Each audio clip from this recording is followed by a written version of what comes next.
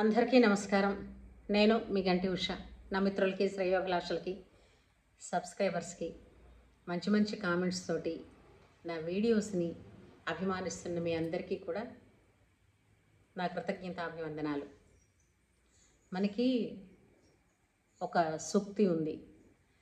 మాతృదేవోభవ, పితృదేవోభవ, ఆచార్య దేవోభవ, అతిథి దేవోభవ. అలాగే ఎందరో మంది మహాకవులు, వాగ్గేయకారులు అమ్మ అనే విషయం మీద, అసలు అమ్మ అనే మాటే ఒక మహామంత్రం అని చెప్పారు. అలాంటిది ఒక సినిమాలో ఒక కవి రాసిన పాట కూడా ఉంది. ఎన్నో ఉన్నాయి అమ్మ మీద. అందులో మచ్చుకి తల్లిని మించి తారుని వేరే దైవము లేనే లేదుగా, చల్లని తల్లి దీవెనలున్న ఇల్లే స్వర్గమురా. అంటే చూసారా, తల్లిని మించిన దైవం భూమి మీద లేదట.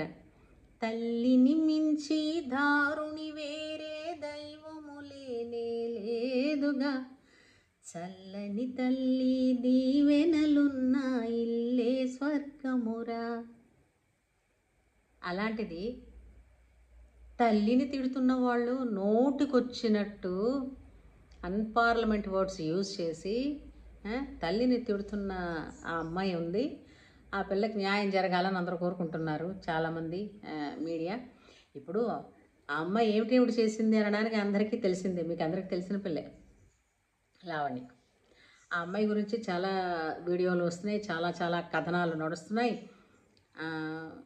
అది పెద్ద హాట్ టాపిక్ అయింది మొన్న 4 రోజుల క్రితం వరకు కూడా. అదొక పెద్ద టాపిక్. అయితే ఆ అమ్మాయి మోసపోయిందనే వాళ్ళు ఎంతమంది ఉన్నారు, అమ్మాయి మోసం చేసిందనే వాళ్ళు కూడా అంతమంది ఉన్నారు. సరే, వీళ్ళు చేశారన్న వాళ్ళని, చేయలేదన్న వాళ్ళని ఇవన్నీ పక్కన పెడితే ఇంత విశృంఖలత్వం ఎలా వచ్చింది ఆడపిల్లలో? ఇది మన భారతదేశమేనా? నాకు సందేహం కలుగుతోంది. మన దేశంలో మన గాలి పీల్చినటువంటి మన ఆడపిల్లలు ఎక్కడి నుంచి అడాప్ట్ చేసుకుంటున్నారు ఈ కల్చర్ని?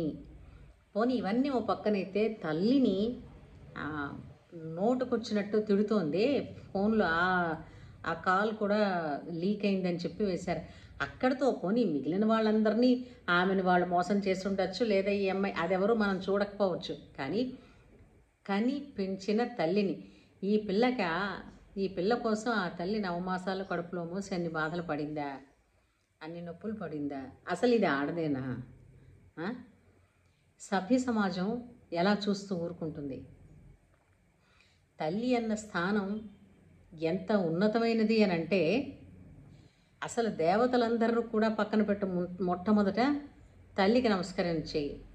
ఇదే కదండి గణాధిపత్యం ఎవరికి ఇస్తాము అని అనుకున్నప్పుడు కుమారస్వామికి, గణపతికి పోటీ పెడితే విశ్వాన్ని 3 సార్లు ఎవరు చుట్టూ వస్తారో వాళ్ళకి ఆ గణాధిపత్యం ఇస్తామన్నారు. అయితే నెమలి వాహనాన్ని వేసుకుని కుమారస్వామి బయలుదేరాడు. మరి కుబ్జరూపుడైనటువంటి ఎలుక వాహనంతో వినాయకుడు ఏం చేస్తాడు, గణపతి ఏం చేస్తాడు? తనకి నారదుడు ఒక సలహా ఇచ్చాడు. తల్లిదండ్రులు ఇద్దరు చుట్టూ ప్రదక్షిణం చేస్తే భూప్రదక్షిణం చేసినట్టే అని.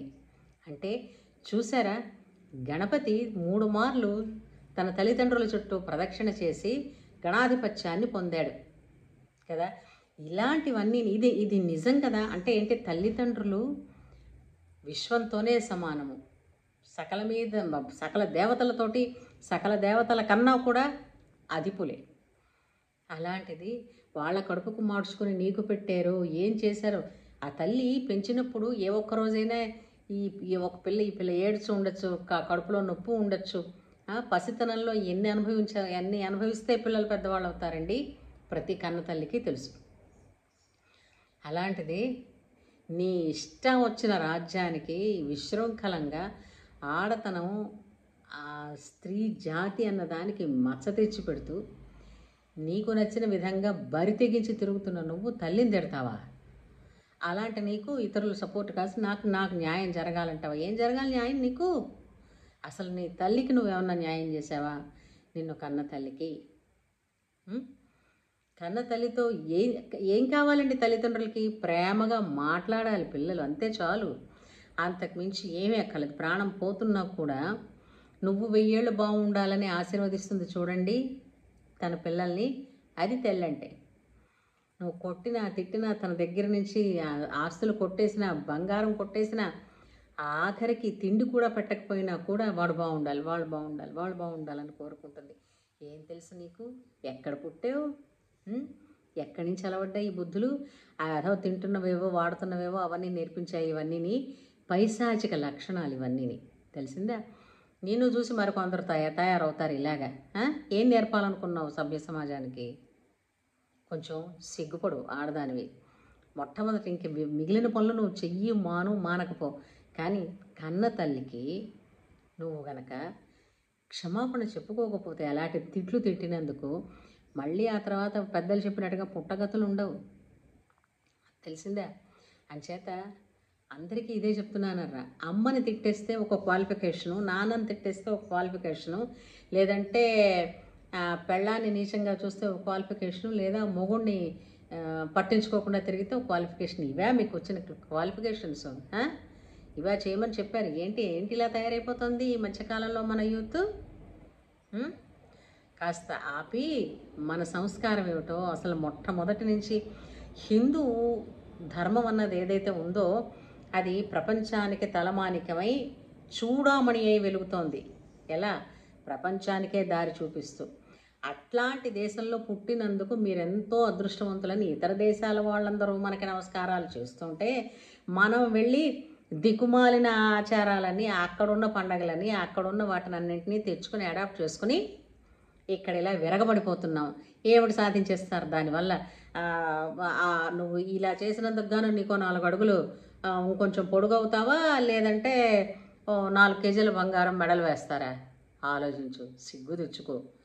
తల్లిని క్షమాపణ కోరు. అంతేగాని తల్లిదండ్రులను తిట్టడం పెద్ద గొప్ప కాదు. అదేదో దానివల్ల పెద్ద క్వాలిఫికేషన్స్ వచ్చి మనం వైరల్ అయిపోము. తల్లిదండ్రుల్ని జాగ్రత్తగా చూసుకోండి. మీకైనా అందరికీ చెప్తున్నా, తల్లి ఉన్నంతకాలం ఆమెకి ఏ కొద్దిపాటి సంతోషాన్ని కలిగించినా మీ అంత అదృష్టవంతులు, మీ అంత భాగ్యవంతులు కూడా ఈ భూమి మీద ఎవ్వరూ ఉండరు. ఇది సత్యం. ఉంటాను.